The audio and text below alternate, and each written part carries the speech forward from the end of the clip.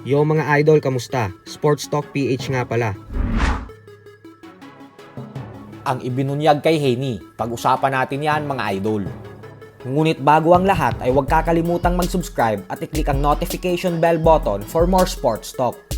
So kanina nga lamang po ay nagkaharap na sa kauna-unahang pagkakataon ng undisputed lightweight world champion Devin Haney at ang current WBC Junior Welterweight World Champion Regis Prograis sa press conference para sa kanilang bigating sagupaan na gaganapin sa December 9. Agad naging mainit ang dalawa sa isa't isa matapos sabihin ni Prograis nitong nakalipas na linggo lamang na base umano sa kanyang mga naririnig ay natalo na daw itong si Haney sa isang laban nito sa Mexico noong mga unang bahagi pa lamang ng kanyang professional boxing career. Subalit may binayaran daw ito upang matanggal ang pagkatalo nito sa kanyang record at manatili siyang isang undefeated fighter sa mata ng publiko. Kaya naman ayon kay Prograis ay kung totoo man daw ito ay walang duda umano na ito na ang pinakamalambot na gawain na narinig niya sa buong kasaysayan ng sports ng boxing. At hindi nga po nagtagal ay agad pinasigundahan ni Prograis ang kanyang mga paratang na nakumpirma niya na daw na totoo talagang natalo si Haney sa Mexico at na nagbayad ito upang mawala ang talo niya sa kanyang professional boxing record. Kaya naman nananawagan si Prograis sa mga reporters at journalists na siguraduhin daw ng mga ito na gawin nila ang kanilang mga research upang malaman din nila na totoo talaga ang mga paratang na sinasabi niya patungkol kay Haney.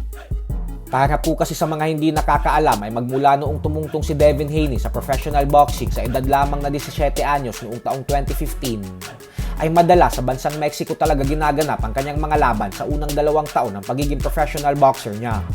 Subalit agad nga pong itinanggi ni Haney ang mga alegasyon at binibintang sa kanya ni Prograis.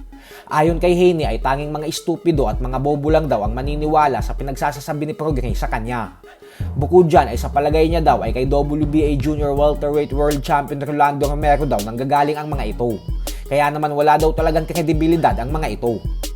Ganun pa man nga po ay may undefeated record ngayon si Haney na 30 wins with 50 knockouts at walang talo.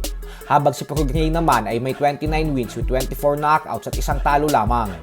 Matapos ng dalawang matagumpay na pagdedepensa ni Haney ng kanyang undisputed lightweight belt kontra kay George Kambosos Jr. at Vasily Lomachenko, ay nagdesisyon si Haney na umakyat ng 140-pound junior welterweight division upang subukang maging isang ganap na 2-division world champion sa pamamagitan ng pagtalo kay Prograis.